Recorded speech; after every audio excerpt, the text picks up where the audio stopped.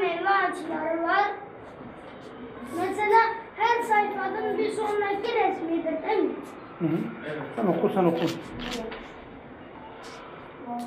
Bir gün ormana tavşan gelmiş ve yolda birkaç ağaç gördü. Ağaçların üzerinden elmastan meyveler varmış.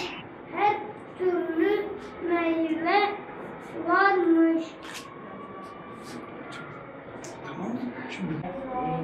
Güllerinin 3 kat üstünde saf ışıktan dünya varmış bu Var. Çok uzak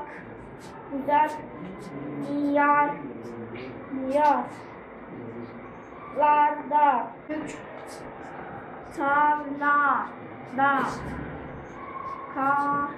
çalmış bir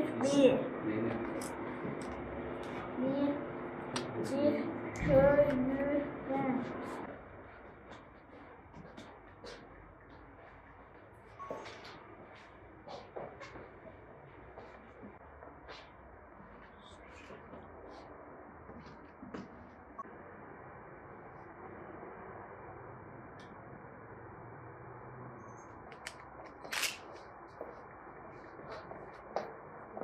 Okulumuz Ahmedi Hani Anadolu İmam Hatip Lisesi Fen ve Sosyal Bilimler Proje Okulu bu sene yapmış olduğu liseler arası TÜBİTAK yarışmasında edebiyat dalında Türkiye ikinciliği kazandı.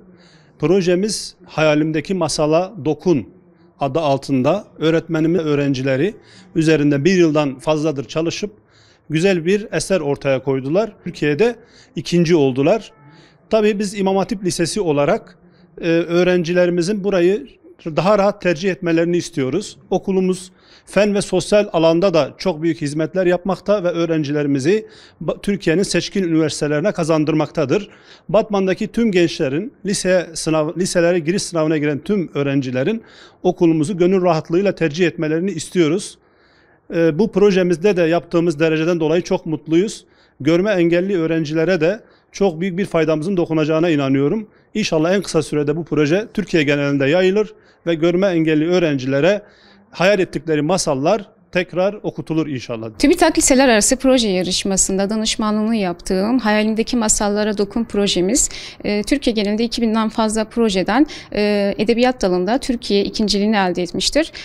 Batman Ahmedi Hani Anadolu İmam Hatip Lisesi'ne ve Batman iline kazandırdığımız bu başarıdan dolayı çok sevinçliyiz. Hayalimizdeki Masallara Dokun projemizi yaparken öncelikle bir anket çalışması ve literatür tarama yaptık ve şunu anladık ki görme engelli çocuklara yönelik dil eğitimi açısından yeterli çalışmaların olmadığını tespit ettik ve görme engelli çocukların gittiği okullarda ziyaret edip öncelikle bir masal, bireyle yazılmış bir masal dinlemelerini, okumalarını istedik ve bunun sonucunda okulumuzda kurduğumuz masal atölyesi sayesinde öğrencilerle beraber herkesin okuyabileceği şekilde kabartmalı resim kitabı şeklinde tasarladık. Böylelikle yaptığımız çalışma sonucunda görme engellilerin kendini daha iyi ifade etmesine, sosyal ve duygusal gelişimlerini sağlamasına ve bağımsız düşünebilme niteliklerini kazandığını gördük.